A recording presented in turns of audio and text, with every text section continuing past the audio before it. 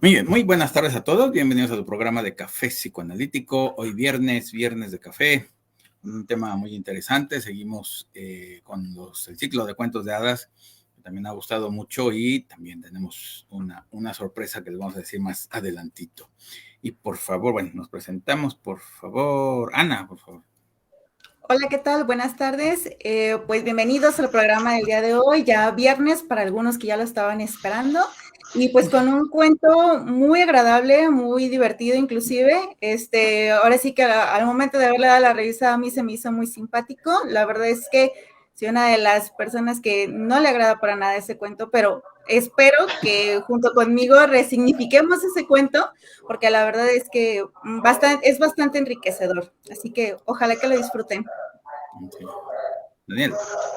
¿Qué tal? Muy buenas tardes, les habla Daniel Ibarra. Estoy muy agradecido de estar otra vez aquí con ustedes en este nuevo tema de los cuentos de hadas, y como nos está compartiendo Ana, pues sí, es tiempo también de que le estemos dando esta revisión a los cuentos, que les estemos dando un resignificado, que seguramente muchos de estos cuentos, luego muy probablemente convertidos en películas, los vimos, los escuchamos o los leímos cuando éramos pequeños, y que en su momento entendíamos una cosa, más adelante entendimos otra, y hoy adultos entendemos otra más.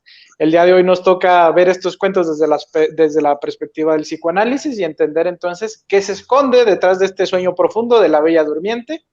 Los recibo con mucho gusto y adelante. Gracias, Daniel. Sí, así es. Hoy toca ver el cuento de la Bella Durmiente, y como bien lo dicen, un cuento muy interesante, un cuento que habla, bueno, de las dos partes de la adolescencia, bueno, y también de la infancia, de lo que es bueno, entre otras cosas, el crecimiento silencioso. Tanto los niños como los adolescentes van creciendo y ni se nota, lo voy a poner así, hasta que ya de repente hacen preguntas o ya cambia su cuerpo y ya los papás dicen, ¿qué pasó aquí? ¿Dónde está mi niño o mi niña?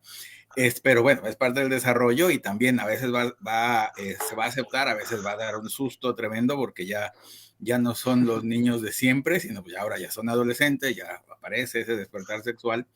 Y bueno, y la menstruación, como lo vemos también aquí en el cuento, que es el miedo del rey de que la niña suceda esto, y que la respuesta a esos cambios de adolescencia no es que el niño no se mueva, que nada se mueva, que no se entere del mundo, no es protegerlos ahí como tal del mundo exterior, ni de todo lo nuevo, sino todo lo contrario, pues hacerlo de la manera correcta.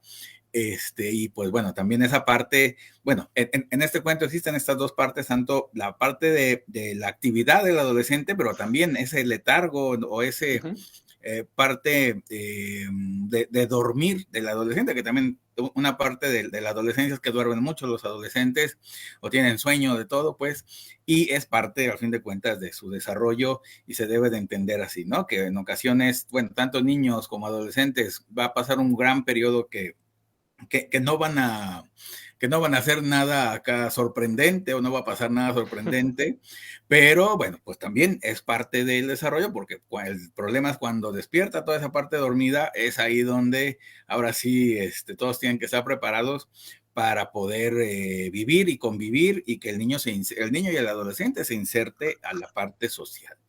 Así que bueno, así como una pequeña introducción. Y bueno, por favor, Daniel, guíanos en este tema. Muchas gracias.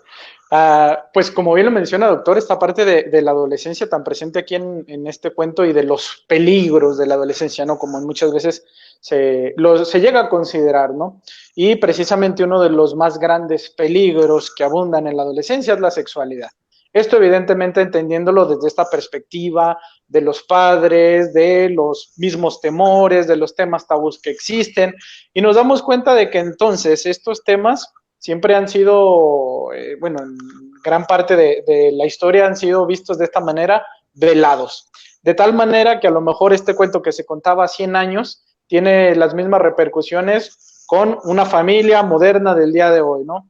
Recuerdo no hace mucho ver por ahí en redes sociales un video donde un papá hace firmar a una niña chiquita, tendrá unos 6 años, le hace firmar un contrato donde dice que nunca va a tener novio hasta después de los 18 años, y la niña ahí toda risa y risa, todavía en esta etapa infantil, pues idolatrando al papá, sí, papá, lo que tú digas, y los muchachos son feos y cuánta cosa, ¿no? Pues bueno, si esto ocurre en el día de hoy, seguramente ocurría ayer, antier, y sucederá el día de mañana igual, pues este temor también al crecimiento de los hijos. Y no solo es al crecimiento físico, o mejor dicho, no es el temor al crecimiento físico, sino más bien es a las repercusiones que este crecimiento físico junto con el psicológico conlleva a la libertad de estos adolescentes, ¿no? Y una vez que se acercan hacia estas libertades, que se alejan del control de los padres, pues surgen este miedo en los padres. Recordemos, lo hemos mencionado anteriormente, que los cuentos de hadas, los mitos, las leyendas, tienen esta función social de educar, de acercar las reglas, en este caso los cuentos de hadas, pues acercar a los niños hacia las reglas de la sociedad, hacia que se comporten de cierta manera, lo que está bien, lo que esté mal, vayan aprendiéndolo. Y pues vaya ejemplo este de la Bella Durmiente, apartando entonces a la señorita de 15 años de este mundo de lo sexual, ¿no? También, así como les platico de este video que vi, también está la contraparte, ¿no? De pronto que esta sexualidad puede volverse confusa y pues para los adolescentes más, porque según el territorio, según las costumbres, pero aquí en México justamente de eso se trata a los 15 años. Es decir, presentar a la niña ante la sociedad y decir, ya es una mujercita, en algún tiempo atrás, pues era básicamente, ya puede tener hijos, o aquí está disponible, vengan todos a verla para ver quién se quiere casar con ella, casi ofreciendo a la adolescente. Pero pues entonces está esta contradicción, ¿no? De la presentación de esta adolescente ante sociedad, pero al mismo tiempo reprimiéndola, al mismo tiempo prohibiéndole las salidas, prohibiéndole los novios. En cuántas ocasiones no ha habido este conflicto a nivel pues social aquí en México de si a los niños diagonal adolescentes se les debe presentar o no la educación sexual. Y tenemos entonces a la parte muy tradicionalista, que cómo es posible que se hable de sexo con los niños, y luego otra parte en la que dice, pues bueno, es que tenemos que hablarlo, es parte de sus vidas, es parte de su físico, claro que tenemos que hablarlo, ¿no? Todos, o la mayoría de los que estamos aquí, hemos pasado ya por la adolescencia y probablemente no recordemos, a lo mejor tenemos alguna idea, ¿no? De cómo fuimos o de lo que pensábamos, pero en gran mayoría la adolescencia se vive con cierta confusión al entender, mejor dicho, al no entender todavía muchos de estos cambios que están ocurriendo. Estos cambios justamente son parte de los peligros a los que todos nosotros terminamos enfrentándonos. Y que seamos conscientes o no de estos cambios, de estas confusiones, de estos temores, recordemos que se van quedando grabados a tal punto que cuando uno es padre, pues despierta también ese temor de que mis hijos no pasen por lo mismo, o de que yo fui rebelde y entonces ¿cómo le hago para que mi hijo no sea rebelde? Etcétera, etcétera. Pues bueno, se busca de alguna manera educar entonces acerca de este cambio, se busca domesticar muchas de las pulsiones, ahorita vamos a hablar también respecto a esto y al simbolismo que los animalitos o no. Pero a grandes rasgos, pues la Bella Durmiente podemos ir hablando de esto, ¿no? De un despertar sexual hacia los 15 años con esta adolescente y que se tiene que dormir para no peligrar, se tiene que esconder, tiene que crecer un bosque de arbustos espinosos para resguardar entonces a la Bella Durmiente, ¿no? Este término de bella tiene mucha contextualización porque no solo es el simple hecho de que es bella físicamente, ¿no? También a lo largo del cuento se le atribuyen otras características y la melodiosa voz y lo bonito de su piel y también que es como muy dulce, que es muy gentil, etcétera, etcétera. Estamos hablando no solo de guardar la belleza física, sino de guardar la belleza infantil todavía, ¿no? Que el día de hoy y día con día se busca también proteger, y con frases como que no lo escuchen los niños, o que el niño está muy inocente todavía para enterarse, que el niño no vea eso, etcétera, etcétera. Todos estos temores del adulto se ven reflejados en este cuento, contados a los niños, y muy específicamente en este caso a las niñas, para intentar prolongar de alguna manera pues esta belleza infantil. Excelente. Ana.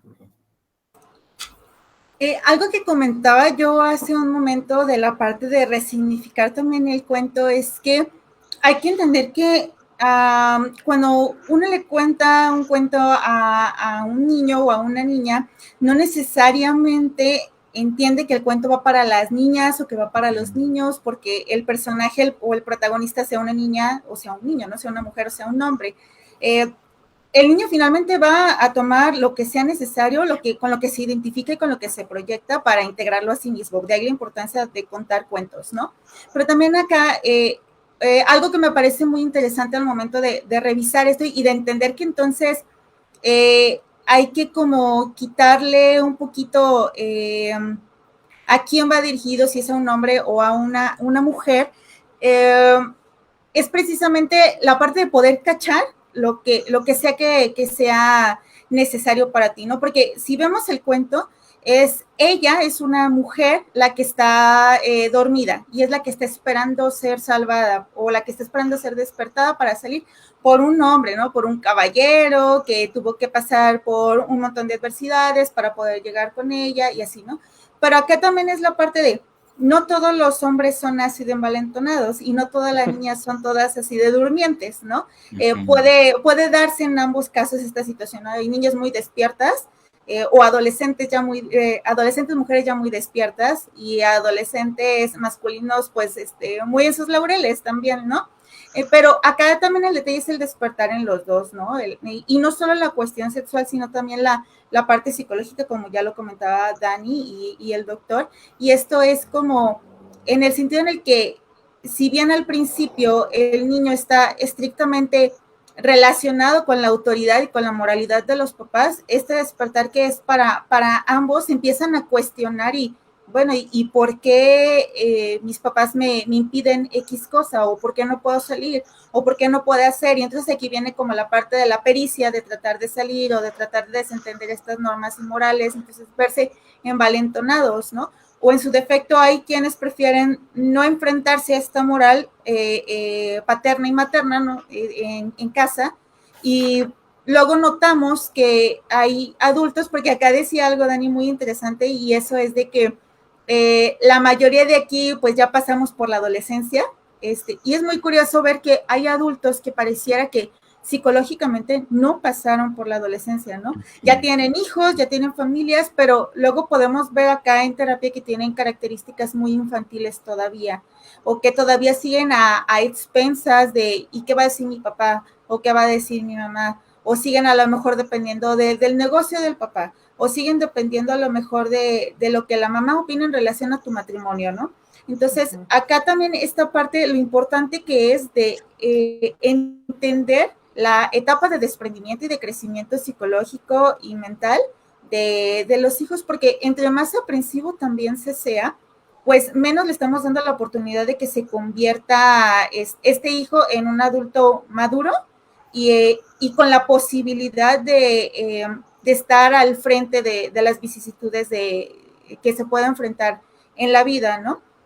Luego podemos ver acá, insisto, personas que les falta como esta parte de aprender a tomar decisiones por sí mismos, o luego hacen comentarios, si por ejemplo mujeres hacen comentarios como, es que mi esposo se parece un montón a mi papá, ¿no? Entonces, vemos que casualmente tienen características como muy similares, y que es como hasta dónde también ya se desprendieron de ese lazo de casa, de la familia, para crear una nueva, ¿no? Y acá es donde vienen como esas tendencias de la importancia de permitirle también a los hijos que crezcan, obviamente con sus respectivos límites, que en algún momento ya se había dicho que los límites también es parte del amor, de amar a los hijos y de amar a cualquier otro ser que esté fuera de nuestro cuerpo, ¿no? De nosotros que tengamos acá de este lado. Esos límites también simbolizan amor, ¿no? Pero entre más nos tardemos y entre más reprimamos a los adolescentes, pues más complicado va a ser que lleguen a esa maduración. Finalmente va a suceder, tarde que temprano va a suceder, pero qué mejor que sea temprano y que nos quitemos como el tapujo también de la parte de la sexualidad y el crecimiento psicológico, para que se vaya entendiendo entonces lo que es la maduración. Doctor. Sí, gracias. Sí, completamente cierto. Y bueno, esta parte que de los cuentos de hadas que estén, bueno, divididos entre hombres y mujeres, príncipes, princesas, al fin de cuentas remite al cuerpo y alma, ¿no? Las dos partes de la persona o de la esencia de la persona tiene que ir a la par, tanto tiene que crecer o desarrollarse lo psíquico como el cuerpo y al revés. Por esa razón, aunque lo vemos entre hombres y mujeres en el cuerpo, pero realmente remite a esa parte, a esas dos partes de la personalidad, como tal que deben de desarrollarse. Y también digo, aunque el cuento habla de una niña, una adolescente que está en ese letargo del desarrollo, también hay niños y también va a haber adolescentes hombres que también no se les va a dejar que desarrollen esa sexualidad o ese crecimiento, y les va a dar también terror a los padres, a la madre, al padre, que el niño se desarrolle y ahora ya se convierta pues en un hombre y tenga esos deseos o empiece a fijar en las chicas pues y todo eso. Y pues también es el terror de que los padres no saben qué hacer con eso, y si vivieron una adolescencia traumática ellos también o hay problemas, pues obvio está que también lo van a sufrir así. Y también ciertamente de que en la adolescencia el temor de que haya embarazos no deseados, pues obvio está que también el peligro es real, es latente, y por esa razón se tiene que proteger, educar a los adolescentes, como bien lo dicen, y bueno, a veces se va a exagerar de más, a veces se va a exagerar menos, pero bueno, ahí también están los peligros reales que existen, y que también por lo mismo se tiene que educar a los niños, y no es solamente negando que existe esa sexualidad, que es como se va a proteger al adolescente, niño, niña, quien sea, ¿no? Ahí como tal, porque también tiene que, como bien lo sabemos, la adolescencia es para domeñar, como dice Freud, las pulsiones, y más estas nuevas pulsiones sexuales que se activan, ¿no? Al fin de cuentas, otra vez, el Edipo se activa, y no nada más se activa para el adolescente, se activa también para la mamá, el papá, bueno, y los hermanos y todos los que estén ahí,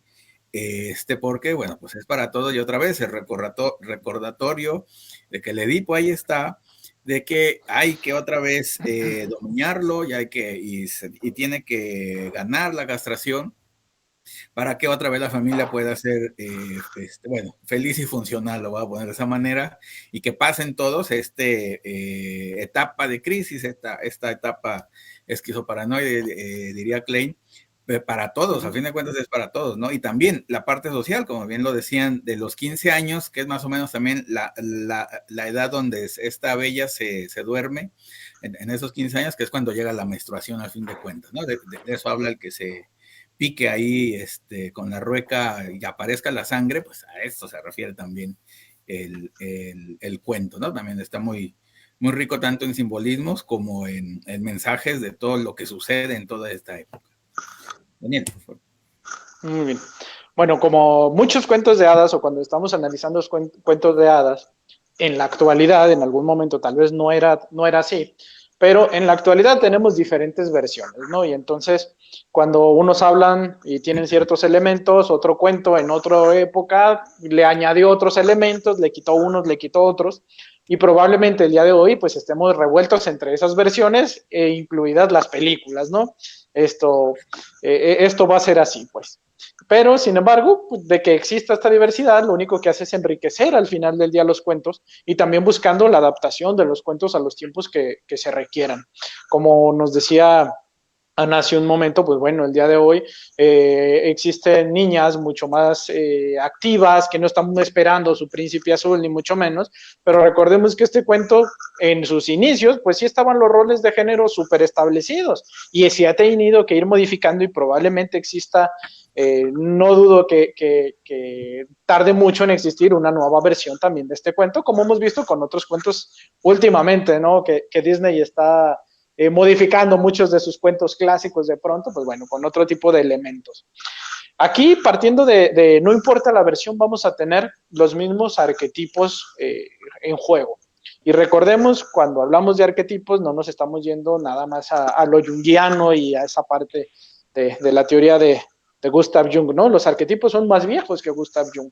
Los arquetipos hacen referencia a estos íconos a estas situaciones preestablecidas que el ser humano ha venido viviendo pues de sus inicios. Podemos hablar de los arquetipos en los personajes. Aquí tenemos en juego los reyes, que no dejan de ser los padres, tenemos a las princesas, tenemos a los príncipes y tenemos a las madres. Recordemos que estos van a ser los 4 elementos básicos, 4 o 3, dependiendo de cómo lo queramos ver, de los cuentos de hadas. Es decir, el niño debe de proyectar su realidad en el cuento de hadas, y esto tiene que ver con papá, mamá y el niño, que en este caso es el niño, ya sea la princesa o ya sea el príncipe. Y aquí entra lo rico de los cuentos de hadas, en que pueden adaptarse, porque a lo mejor, dependiendo también de las características de la niña, puede identificarse o con la bella, o puede identificarse con el príncipe o el niño igualmente, ¿no? Aquí, el elemento es, existen adultos y existen jovencitos que están enfrentando problemas.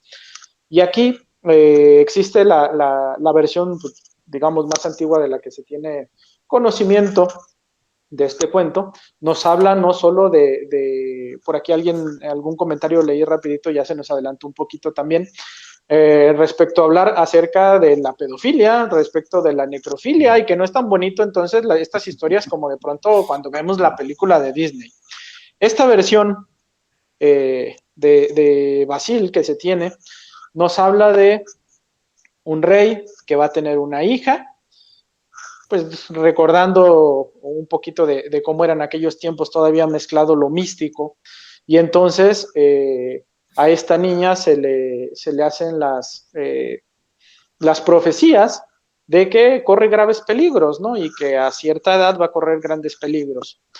El padre lo que hace al intentar, como muchos padres sobreprotectores, evitar que los niños se enfrenten a las problemáticas para las cuales están destinados, sobreprotegen.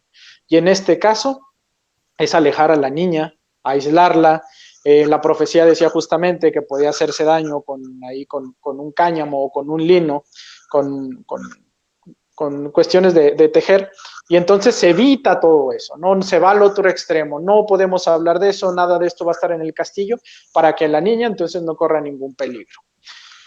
Aquí la situación es que por mucho que los padres intenten cuidar a los hijos no van a poder vivir encerrados en una habitación alfombrada toda su vida, ¿no? Habrá un momento en el que salgan y sea un segundo el que les lleve poner un pie fuera de esa habitación, están corriendo el peligro, y es lo que pasa entonces con esta joven que termina encajándose una astilla debajo de la uña y entra en un letargo. Queda ahí, se pensaba que estaba muerta, ya pues aquí entra la magia del cuento en la que en realidad solo estaba dormida, y el padre, aquí hay un elemento importante, el padre con esta culpa que está sintiendo de que no pudo, a pesar de todo lo que hizo, no pudo defender a la niña, las situaciones salieron de control, la deja sentada ahí en una silla de terciopelo, y abandonan el castillo y la dejan ahí como una especie de mausoleo. Pero lo interesante es cómo la olvidan o cómo la dejan intentando escapar de pronto justamente de la muerte o del simbolismo del error que se cometió. Posteriormente llega un rey, la descubre, y aquí entra este elemento que pues no nos lo cuenta Disney, en el cual esta persona, este rey, tiene relaciones sexuales con la bella, que en su momento pues se cree que estaba muerta, por eso se habla de necrofilia en este cuento, y resulta que, pues bueno, tiene relaciones sexuales con la bella, él se regresa a su país muy feliz, muy contento, y resulta que Bella estaba dormida, está embarazada, da luz sin darse cuenta porque ella sigue dormida. Uno de los niños, al intentar alimentarse, en vez de prensarse del pecho, lo hace del dedo justamente donde está la astilla, y chupetea o succiona tanto que termina sacándole la astilla, y con esto vuelve a la vida a la bella, ¿no? Posteriormente, este rey, lo dice así la lectura, ¿no? Como que de pronto se acuerda, ay, ¿qué habrá pasado con la bella que dejé allá en el bosque? Pues se le ocurre regresar, se da cuenta de que Bella ya está despierta, de que incluso están por ahí los hijos, y entonces se los toma y se regresan al castillo. En el castillo, pues bueno, aquí nuevamente entra en conflicto edípico porque él ya estaba casado. Tenemos entonces a la mujer que entra en celos, cómo es posible que el rey la haya engañado, cómo es posible que tenga otros hijos, etcétera, etcétera. Entonces la reina intenta deshacerse de los hijos y de Bella para pues ella quedarse nuevamente con su rey. Sucede aquí entonces que el rey se decide por Bella y por los hijos y termina entonces matando a la reina, la que realmente era su esposa, ¿no? Tenemos aquí estos elementos edípicos de relaciones prohibidas en los cuales también podemos comparar de pronto con la vida cotidiana, ¿no? Aquí podemos hablar, por ejemplo, de este hombre que cede ante las pulsiones, que cede ante los deseos, cede ante los placeres y termina realizando un acto de violación en contra también de la Bella, pero es un cuento de hadas y la cosa termina bonita. Y se nos olvida que es una violación y se nos olvida que Bella nunca pidió tener a estos hijos, se nos olvida un montón de cosas, siempre y cuando pues todo termine en un final feliz, como suelen suceder en la mayoría de los cuentos. Sabemos, la mayoría de nosotros que estamos aquí, que los cuentos tienen estas dos versiones, ¿no? En su momento los cuentos no eran tan bonitos como se nos han presentado últimamente, sino que tenían, como les mencioné en un inicio, como tenían la finalidad de socializar, la finalidad de educar, pues tenían que tener grandes monstruos y se representaba el bien y el mal completamente puros. El malo era malo y el bueno era bueno. Y de esta manera los niños aprenden entonces a identificarse con el bien porque el malo termina castigado. Es uno de los elementos que van a tener los cuentos de hadas. El mal tiene que ser castigado. Nos vamos un poquito más adelante, justamente hablando de versiones, y recordemos las últimas películas que hubo de Maléfica, en la cual Maléfica ya ni siquiera es mala. Maléfica resulta que por un despecho, ahí sí se volvió un poquito mala y entonces se le perdona y entonces queda como una antagonista héroe al mismo tiempo, como una especie de antihéroe, etcétera, etcétera, y resulta conflictiva este tipo de situaciones para los niños. Aquí retomamos entonces la lección de Melanie Klein con Pecho Bueno, Pecho Malo. Para los niños, hacia quienes realmente están dirigidos los cuentos de hadas, hay que hablarles en estos términos en un inicio. Pecho bueno, pecho malo. Llegar al momento de la madurez psicosexual, en la cual puedan integrar este elemento y hacerlo un objeto total. Pero mientras esto no exista, mientras el niño todavía no tenga esta capacidad, él entenderá que los buenos son buenos y los malos son malos. Completamente cierto. Ana. Bueno, y acá justamente con lo que dice Dani, dependiendo ahora sí que de la versión del cuento que uno lea o de la película que uno vea como la de Maléfica, entonces más o menos podemos ver pues para quién está dirigido, ¿no? Porque resulta que hasta en esta película de Maléfica en realidad el malo es papá. Entonces acá es como para quién va dirigido.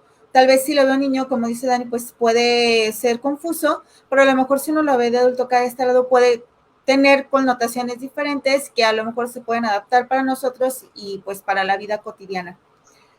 Hablando como de la parte de en el pasado, las diferentes versiones del cuento, por ejemplo, en la de Basil, hay que entender que es una época en la que prácticamente ser mujer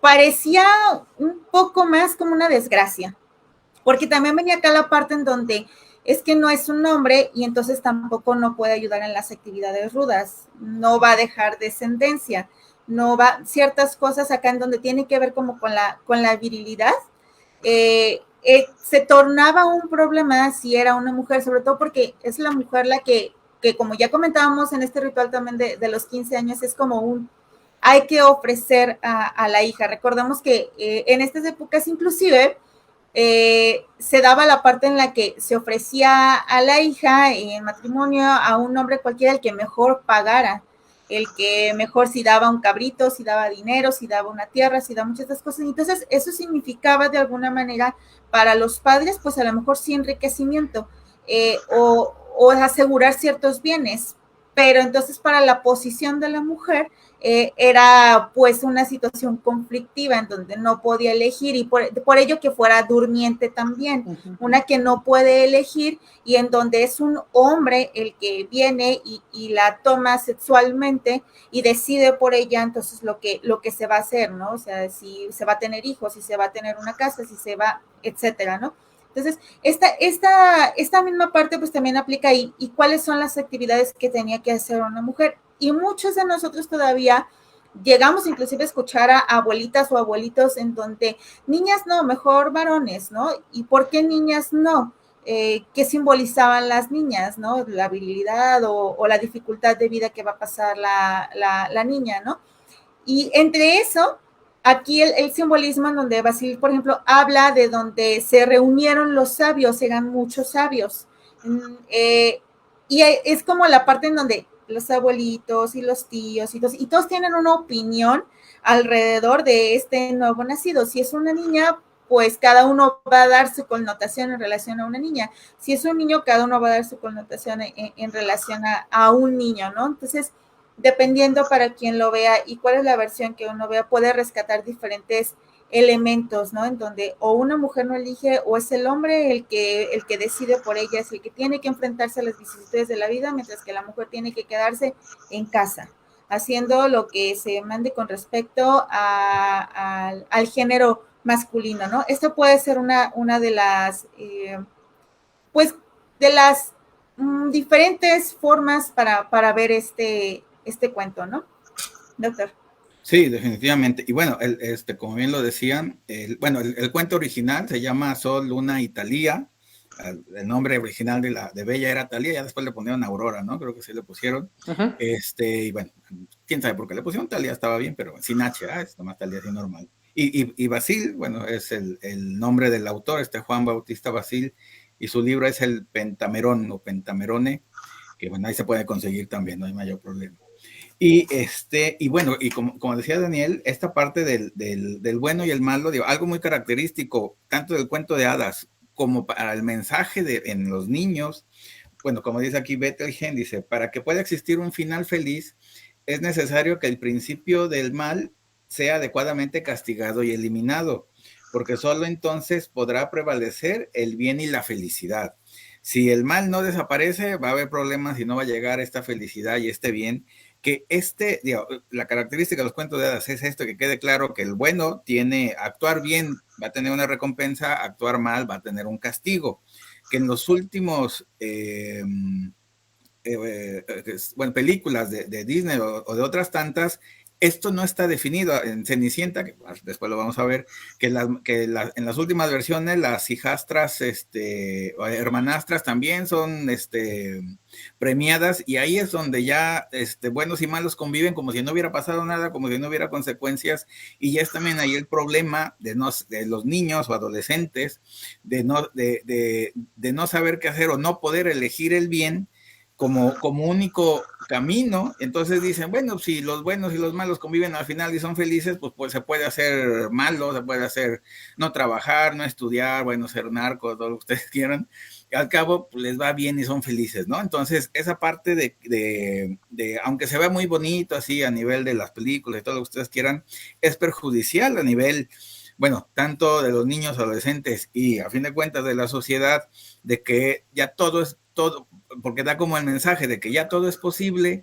todo es bueno, no importa que seas buena, hagas cosas buenas, hagas cosas malas, sino al fin de cuentas vas a ser feliz de todos modos, y es ahí cuando la realidad es completamente diferente. Pero si se va con estas ideas, es ahí cuando se va a chocar con la realidad, y bueno, van a aparecer, obvio tanto los problemas individuales o las psicopatologías como los problemas sociales o las psicopatologías sociales, donde la sociedad no va a funcionar como debe de ser, ¿no?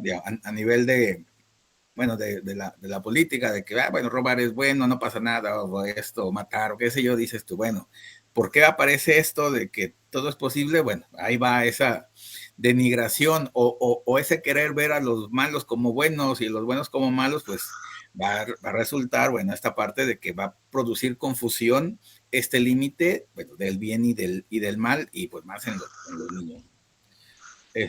Daniel, por favor. Ay, no, sí. ¿Comentarios, doctor? Digo, por el tiempo. No, primero invítanos, Daniel, por favor. Antes invítanos, por favor. Muy bien, muchas gracias.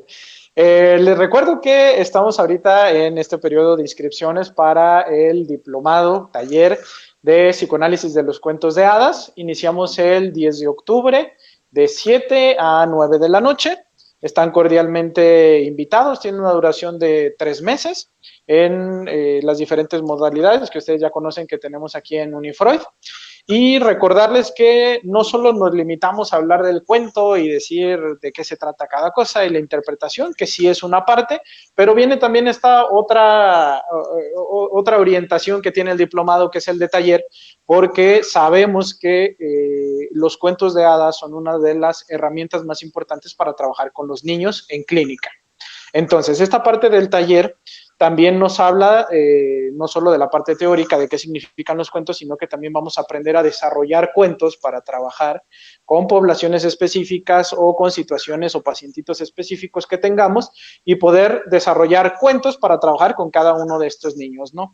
Es importante de pronto no solo quedarnos con el juego, que claro que es muy importante, que es una de las herramientas y las estrategias que tenemos para trabajarlos con los niños, pero hay que aprender más, y una de estas estrategias es el cuento de hadas. Vamos a trabajar con ello, vamos a aprender cuáles son los elementos que tiene que tener un cuento de hadas, cuál es la finalidad, cuáles son estos estereotipos o estas imágenes arquetípicas, cuáles son las situaciones arquetípicas, qué tipo de situación va con qué tipo de patología o qué tipo de problema que vaya trayendo el niño. Pues vamos a aprender de esto y a hacer cuentos de hadas para trabajar entonces también con los niños. Invitadísimos entonces, empezamos el 10 de octubre, es los lunes de 7 a 9 de la noche. Invitados, ya saben, todos los informes aquí a través de las redes sociales de Unifreud. Así están invitados y bueno, ahí está tanto a nivel tanto técnico como teórico, tanto de psicoanálisis de adultos como psicoanálisis infantil. Importantísimo el saber de estos cuentos. Pues porque siguen siendo actuales, sigue siendo material, sigue habiendo películas, sigue habiendo, y a veces los modifican, ahora ya como la de Hansel y Gretel que atrapa monstruos, cosas así, pero bueno, se basan al fin de cuentas en esto, Blancanieves y el cazador, y acá los ponen todo muy, bueno, más actualizados o más modernos, pero bueno, a fin de cuentas se basan aquí, y si son tan atractivos para hacer películas, tanto niños y adultos, pues es que tienen un mensaje demasiado, bueno, o está inconsciente, y las enseñanzas siguen siendo las mismas. A fin de cuentas, es el cuento de Basil, que es del siglo XVII, y todavía tan presente como ahorita La Bella Durmiente, que bueno, las enseñanzas que están ahí siguen siendo tan actuales como hace, bueno, como los mitos, al fin de cuentas, griegos, y exactamente igual, bueno, de la Edad Media, bueno, de siglos pasados, pues. Bueno, dejen saludar, por favor, dicen Carmen Sánchez, saludos a Navarro desde Buenos Aires, saludos, Mariam Nesea también saludos, Emanuel Leiva, Jimmy Ramírez, Maya Rubalcaba de California, saludos Maya. Ana Navarro dice, excelente disertación, con cada tema se piensa en la clínica y cada vez más en la teoría. Sí, definitivamente estos temas son clínicos y teóricos a la vez. Enrique Sánchez, buenas tardes, saludos desde el lluvioso Morelos, saludos a Morelos, el estado de Morelos. Dice Ana Navarro, Averasturi pensó que la adolescencia era no solo los cambios desde lo psicológico y lo corporal, lo sexual y cómo se desenvolvían en la sociedad. Este cuento lo explica muy bien. Sí, definitivamente todo lo que conlleva la adolescencia, no nomás es el cambio físico, bueno, que ahí inicia, pero también la parte psíquica y la parte social fundamental que se desarrolla en las tres partes. Emanuel Toledo, saludos Emanuel. Ana Navarro dice, es interesante este cuento porque como los otros cuentos son transmitidos desde el oral y tiene que ver con los avisos de lo que puede suceder cuando se crece y lo que significa lo social, definitivamente cierto. Jesús Ariel Jurado, el problema de la educación sexual no es solo en México, La Bella Durmiente aplica casi a todo el mundo. Sí, definitivamente ahí es mundial, a fin de cuentas, pues bien sabemos, pues, el Edipo es para todos y todas las generaciones, y pues obvio está que unos lo enfrentan mejor que otros, ese es el problema, y bueno, ahí están las consecuencias. Dice Jesús Ariel, y aplica mejor en la época europea victoriana. No, pues definitivamente ahí la máxima expresión de la represión, pues ahí está. Silvia Gracida, saludos, felicidades por el programa, gracias Silvia. Ana Navarro, este cuento también representa de cómo se debe comportar en lo familiar, lo social, con respecto a lo sexual. Definitivamente, se tiene que integrar el desarrollo del adolescente y en la familia también se debe de adaptar y desarrollar a los nuevos retos, no nomás creer que la familia feliz es la familia que donde tienen niños chiquitos y de ahí en fuera si se pierde ya se perdió toda la felicidad que hay, ¿no? Dice Jesús Ariel, como decías, bueno, además alusión a la pederastía y al trato de blancas, pues sí, también ahí tiene una partecita, por supuesto. Jesús Ariel, bueno, qué bueno que hagan este tipo de análisis, bueno, ya está. Norma Jaime, saludos, Norma. Alex Hernández, saludos, y Carla Maldonado nos manda también saludos a todos. Muy bien, ¿dónde me quedé? Ana, por favor. Ok. Bueno, acá algo que también se comentaba era, y bueno, ¿por qué podríamos pensar que los elementos que vemos en el cuento, hablando del más viejito, en donde la chica es la que se pica el dedo y entonces cae sumida en un sueño, hay que de repente recordar que se encuentra en un cuarto con una viejecita que es la que está tejiendo y que en parte esto tiene una simbolización de lo que no queremos que se dé cuenta el infante, porque una vez que suceda, pues entonces no hay marcha atrás, ¿no? O sea, se va a salir de control, va a suceder aquello que no pude o no puedo controlar, que finalmente no se puede, como lo comentábamos de este lado. Pero si nos fijamos como en las simbolizaciones, nos podemos dar cuenta de que se pica, ¿no? O sea, hay un elemento fálico, lo vamos a poner así, hay un elemento fálico unido a un elemento femenino, tanto masculino como femenino, y de repente luego también podemos verlo acá porque si pensamos en cómo se escribe en inglés lo que es el tejer, en la traducción literal tiene que ver cosa de tejedoras. O sea, cosa de mujeres, que tiene que ver con cosas de mujeres. Pero si nos vamos a cosas de hombres, nos damos cuenta de que la traducción literal tiene que ver con cosas de cazadores, aquellos que llevan una lanza, ¿no?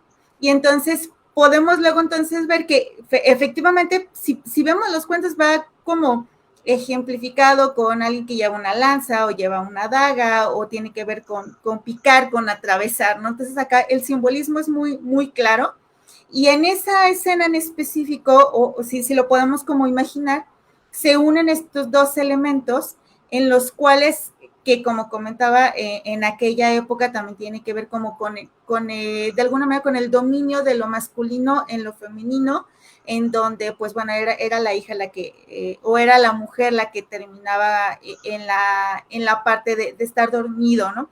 Recordemos luego también que en épocas no muy lejanas, y yo creo que a algunas personas todavía en la actualidad, tiene esta parte en donde si se la roba el novio a la chica, pues entonces hay que casarlos, ¿no? Y o los casaban pronto, los casaban jóvenes, precisamente acá la parte de los 15 años se les casaba jóvenes para también evitar la parte de que el adolescente se nos vayan a enloquecer, ¿no? O sea, mejor vamos poniéndolos en una situación moral que los mantenga a raya para que no vayan y hagan como este caos propio del adolescente que pues bueno, supongo que la mayoría conocemos, ¿no? Pero entonces ahí como estas connotaciones que luego de repente sí se ponen como muy, muy freudiano, que si vemos como esta parte de lo fálico o las cosas de las mujeres, o que si hay llaves que entran en una puerta y entonces al momento de abrirla, cómo simboliza la parte de la sexualidad también, ¿no? Entonces, hay que como revisar esos elementos porque luego también es lo que nos va a dar pauta para entender las siguientes versiones, ¿no? Y porque luego de repente son estos factores los que no cambian, porque cambia como todo, a lo mejor el nombre de la protagonista, porque cambia a lo mejor ciertos elementos de que si va en un caballo, va a pie, si tiene una lanza, si tiene una pistola, etcétera. Pero ¿cómo vemos estos elementos que tienen que ver con lo femenino y con lo masculino y esta unión, ¿no? Y que también comentaba acá el doctor y Dani, también esa unión entre lo sexual y lo psicológico, ¿no? Finalmente, si se tiene éxito en la unión de estas partes, que tiene que ver también con la parte de apoyarle al adolescente en esta maduración, pues la forma exitosa de hacerlo va a terminar en un y todos son felices para siempre, ¿no? Uh-huh. Si se fijan, es como, no es solo ella, no es solo él, sino son juntos los que juntos encuentran un felices para siempre, ¿no? Que a lo mejor en la parte como más literal es como que, ay, qué bonito, hicieron una relación de pareja que fueron felices para siempre, ¿no? Digo, sabemos de este lado también, que no todas las relaciones de pareja terminan así necesariamente, ¿no? Pero entonces también acá es como rescatar lo que a cada persona, que yo mencioné hace rato, la parte como que nos puede funcionar, ¿no? Y que cada quien finalmente se va a proyectar en esos elementos. Doctor. Sí, claro. Sí, como bien lo dice, la parte de, bueno, de los cuentos de hadas, bueno, es muy democrática porque tiene protagonistas hombres en unas y protagonistas mujeres en otras, y eso es muy bueno. Y también, digamos, estas actividades de mujeres y de hombres, bueno, quizás en siglos pasados estaba más definida que ahora, o ya ahorita ya está más enriquecida, más democrática, pero el tejido, digámoslo así, que es una actividad fundamental, bueno, femenina o materna, que bueno, que sin el tejido de las mujeres, pues los hombres de aquel entonces todos harapientos y todavía con pieles de oso, yo creo, porque pues no saben tejer nada por el estilo. Y actualmente también hay esos detallitos de que si al hombre se le cae un botón de la camisa no sabe qué hacer y mejor prefiere comprarse una nueva que coser un botón porque no tiene la más mínima idea de cómo se hace semejante cosa, ¿eh? Semejante dificultad. Uh-huh. Pero bueno, esa parte de poder dominar las dos partes de cada persona, la parte, digamos así, bueno, femenina y masculina, las actividades de la humanidad, pues al fin de cuentas, o de la persona que puede hacer los dos sin distinción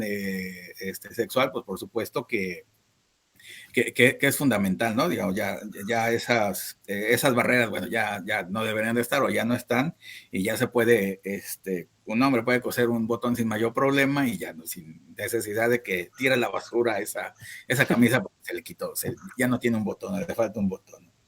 Bueno, y también lo que hace cuento es también explicar lo que es la menstruación.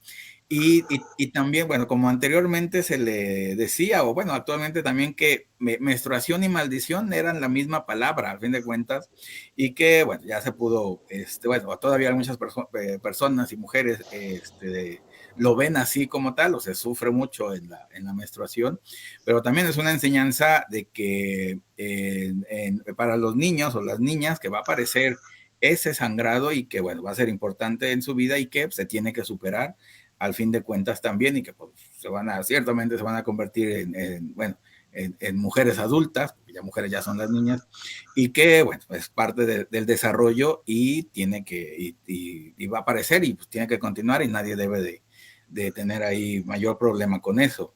Y también en las soluciones que hace el papá de prohibir o de esconder todas las ruecas, ¿no? Otra opción sería de que le pusieran guantes a la niña y ya no había problema de tener que esconder todo, ¿verdad? Sin necesidad, dices tú, bueno, pues lo hubiera pensado más y ya no hubiera tanto problema. Hay más soluciones para que vean que no solamente el esconder cosas, sino, bueno, también prevenir cosas. Daniel, por favor. Justamente esta escena que pues es primordial, es parte de lo fundamental de esta historia, que es la rueca, el uso, la aguja, etcétera, etcétera, es el representante, justamente decía Ana, de lo fálico, ¿no? Que es esconder o quemar las ruecas, no es otra cosa más que este padre que aleja a los hombres de la hija, es decir, alejarla de aquellos peligros fálicos, es decir, del mundo de los hombres, alejarla para que no esté expuesta. Pero esta escena altamente femenina, en la cual en las versiones, en cualquiera de las versiones donde la mujer se encuentra tejiendo y entonces llega esta bella por curiosidad a pincharse, es una escena altamente femenina. Recordemos que histórica y culturalmente, si bien es cierto que al hombre se le señala como que es el perverso, como que es lo sexual, etcétera, etcétera, realmente, históricamente, la niña se ve expuesto a lo fálico, al mundo de la sexualidad, por la propia madre. Muy probablemente con otras intenciones que generalmente van hacia el cuidado, no hacia la incitación. pero recordemos que el decirte ten cuidado con esto ya es una exposición a ese mismo fenómeno. Si yo te digo ten cuidado de los hombres, yo ya te estoy exponiendo a los hombres. Y es por eso que esta escena completamente femenina me parece muy, muy, muy interesante, porque no importa la versión, no importa que sea la viejecita, no importa que es la estada madrina mala, maléfica, que se disfraza de vieja, no importa si es que la viejita iba pasando y por la calle, no importa, es siempre esto femenino que hace peligrar entonces a la bella, ¿no? Lo que hace caerla frente entonces a este objeto, hacia este objeto fálico. Y recordemos que el proceso psíquico de todos nosotros es a través de la identificación. Y entonces aquí lo femenino no podía darse de otra manera más que la identificación también con esto femenino, ya sea la mujer, con esto femenino, ya sea el tejero, ya sea la rueca, que no es otra cosa más que la identificación y decir, ok, entonces a partir de aquí, junto con la menstruación, asumo mi rol femenino. Y también en gran medida es asumir la pasividad que conlleva el rol femenino. El hecho de, bueno, ahora que ya eres una mujercita, tienes que cuidarte, tienes que estar muy quietecita, tienes que estar cuidadita ahí en tu casa y ahora sí no puedes exponerte a otro tipo de situaciones. Lo hemos visto históricamente y esto sucede. Mientras son niñas y niños de edades pequeñas, no hay distinción. Los niños se bañan juntos, están encuerados juntos corriendo, juegan prácticamente a lo mismo. Pero llegado el momento de que aparece esta cuestión de la sexualidad, a partir de ahí separamos niños para un lado, niñas para el otro, y generalmente es el niño a la actividad, órale, váyase por ahí a jugar a policías y ladrones, y la niña váyase a cuidar su casita y váyase a cuidar sus muñecas, ¿no? Esto más allá de, o la importancia que yo le doy a esta escena, más allá de decir, bueno, la mujer tiene que quedarse atrás de la puerta en su casa, me refiero a esta transmisión de lo femenino. Cómo históricamente lo femenino ha acercado y ha hecho esta misma figura de que las mujeres que en crecimiento tienen que adoptar las mismas costumbres o las mismas situaciones. Y afortunadamente, mencionaba Ana hace un momento un poco al respecto, un poco o un mucho, estas situaciones están viendo diferente. Ya la niña no tiene por qué estar encerrada en su casa o no tiene por qué estar jugando con muñecas. Esta idea de lo femenino que se va a transmitir de generación en generación también puede ir cambiando y también puede verse lo femenino de otra manera. Y tenemos cuentos diferentes, como de pronto ahora Frozen, como de pronto Valiente, que tenemos a estas protagonistas fuertes, protagonistas que siguen siendo femeninas, pero siguen... más bien, pero ahora también son cazadoras, también son guerreras, etcétera, etcétera. Ana. Algo que comentaba acá, Dani, que me llamó mucho la atención es como la parte de la viejecita, ¿no? Y que la transmisión es de mujer a mujer. En algún momento se creyó que la maternidad y la feminidad no puede venir de otra parte más que de la herencia de una mujer, ¿no?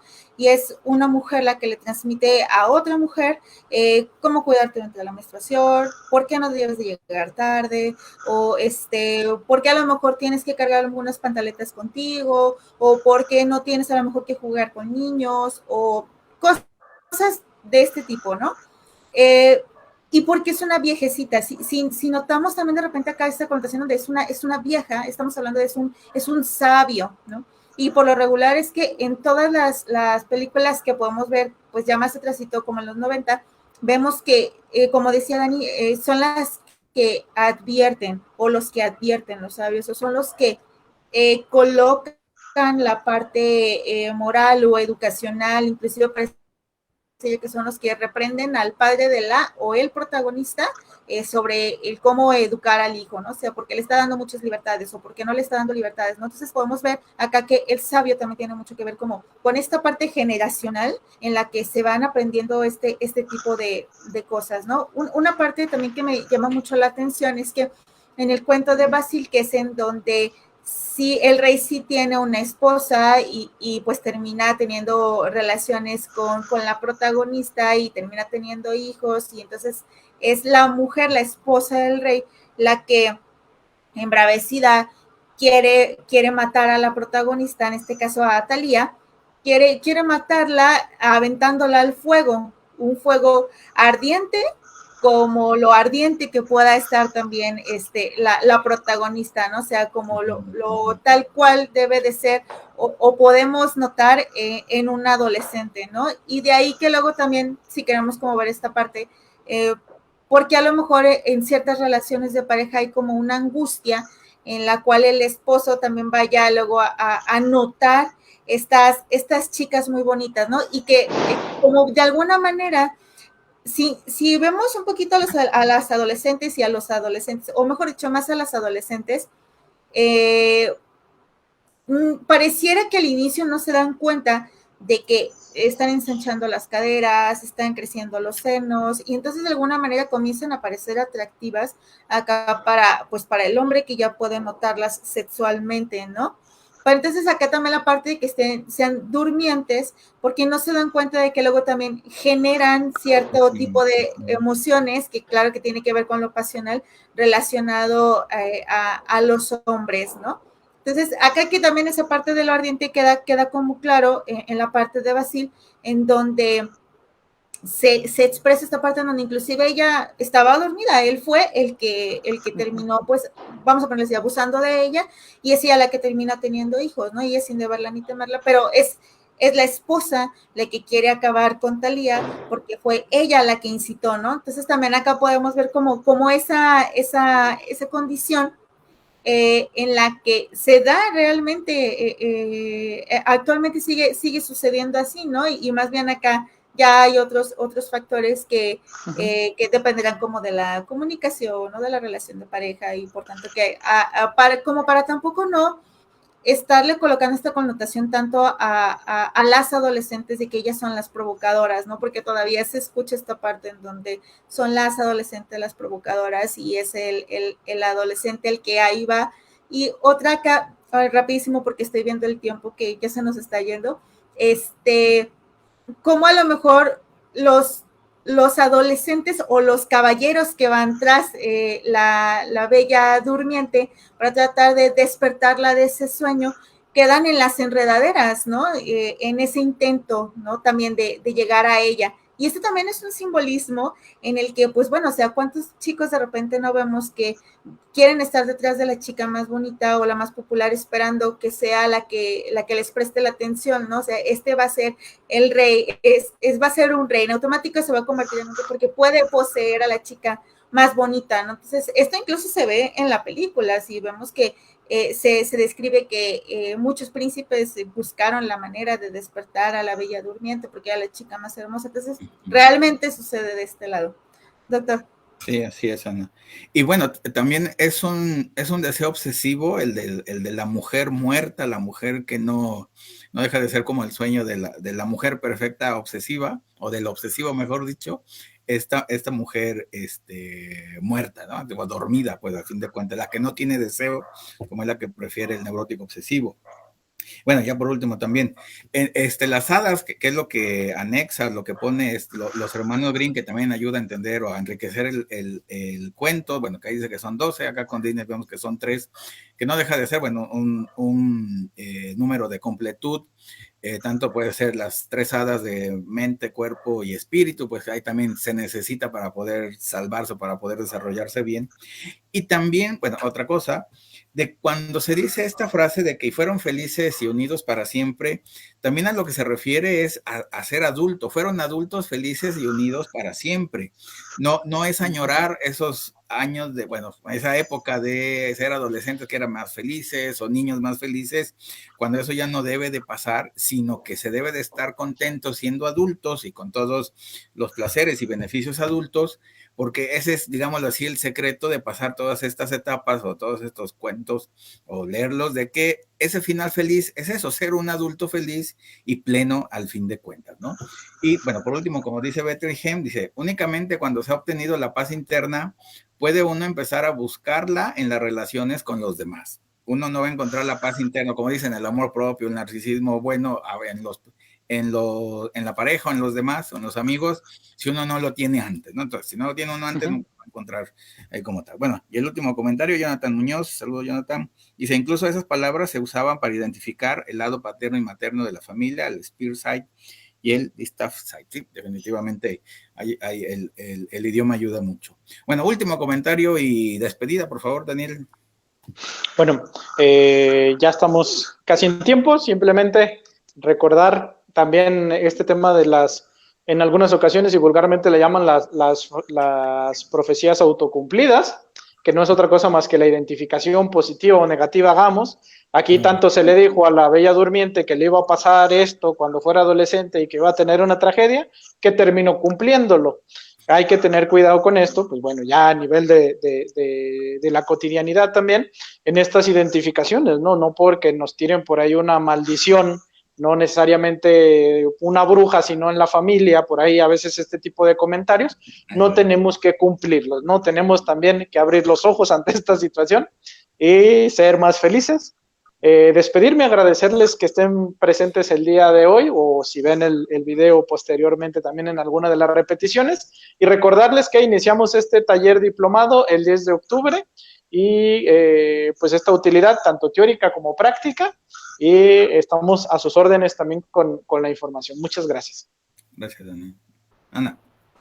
Bueno, de mi parte, agradecerles que estuvieron con nosotros en este en vivo. Ojalá que lo hayan disfrutado muchísimo. Pasen un muy bonito fin de semana y pues nada más para hacerles saber que las maldiciones surten efectos solo si uno les da poder. Gracias. Definitivamente. Bueno, y que una maldición, como bien lo dicen, se tiene que convertir en una bendición, a fin de cuentas, esa es la parte también de la enseñanza, y también, a fin de cuentas, el cuento también habla de renacimientos, la persona va a renacer muchas veces, y por lo tanto, bueno, ahí no solamente ya es morirse, ya es maldecirse, ya no hay nada que hacer, sino que se puede revertir, se puede convertir en bendición y otra vez renacer en la vida y para la sociedad, al fin de cuentas. Así que bueno, muchas gracias a todos, gracias a Manuel Leiva y nos despide Paula Goca, saludos Paula, cuídense mucho a todos, muchas gracias Daniel, muchas gracias Ana, cuídense mucho, que tengan un buen fin de semana, las redes sociales ahí están presentes para que las chequen, gracias. En la página de unefroy.com, también para que chequen ahí las novedades y invitados al diplomado de cuentos de hadas, hasta ahorita único en el mundo para que vean, así que no lo van a encontrar en otro lado. Así que, bueno, ahí está. Ok, bueno, gracias a todos. Cuídense, un abrazo. Que tengan buen fin de semana. Los queremos mucho. Cuídense mucho. Y nos vemos el siguiente viernes aquí en vivo y a todo color. Gracias y que estén bien.